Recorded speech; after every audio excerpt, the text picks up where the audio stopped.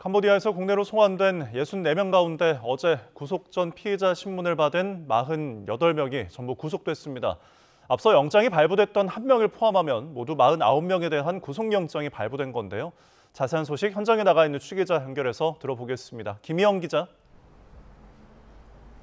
네, 국가수사본부입니다. 네, 오늘도 영장 심사가 진행이 됐죠? 네, 경찰이 캄보디아에서 한국으로 데려온 64명 가운데 현재까지 구속된 인원은 모두 49명입니다.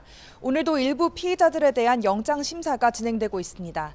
앞서 경찰은 이미 구속영장이 발부된 1명을 제외한 59명에 대해 구속영장을 신청했는데 검찰은 이 중 1명의 영장은 반려하고 58명에 대해 영장을 청구했습니다. 어제 영장 실질 심사를 받은 48명은 모두 구속영장이 발부됐는데요. 충남경찰청에서 수사를 맡은 45명 전원과 경기 북부경찰청, 대전경찰청, 경기 김포경찰서 피의자가 1명씩입니다. 경기 북부경찰청에서 수사를 맡은 피의자 15명 중 구속영장을 신청한 인원은 11명인데 구속된 1명을 제외한 나머지 10명은 오늘 의정부 지방법원에서 차례로 구속 전 피의자 신문을 받았습니다. 영장 심사를 위해 법원에 출석한 피의자들은 취재진의 질문에 아무런 답변을 하지 않았습니다. 범죄 얼마 전부터 가담하셨습니까? 알고 가셨습니까? 캄보디아에 왜 가신 겁니까? 피해자들이랑 중국과의 없어요? 이들에 앞서 영장이 발부돼 구속된 1명까지 포함해 지금까지 49명이 구속된 상태입니다.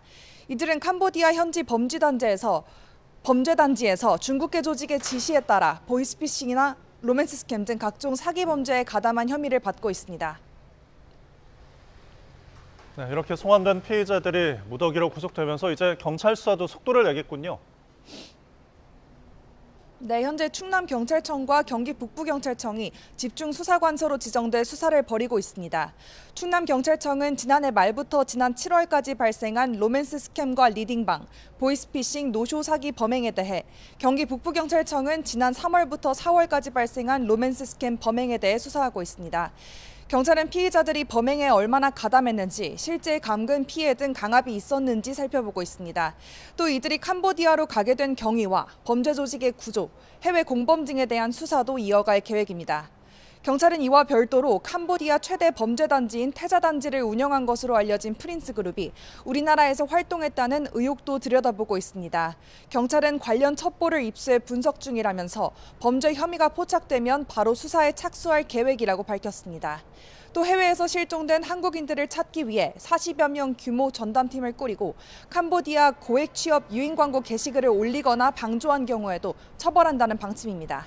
지금까지 국가수사본부에서 YTN 김희영입니다.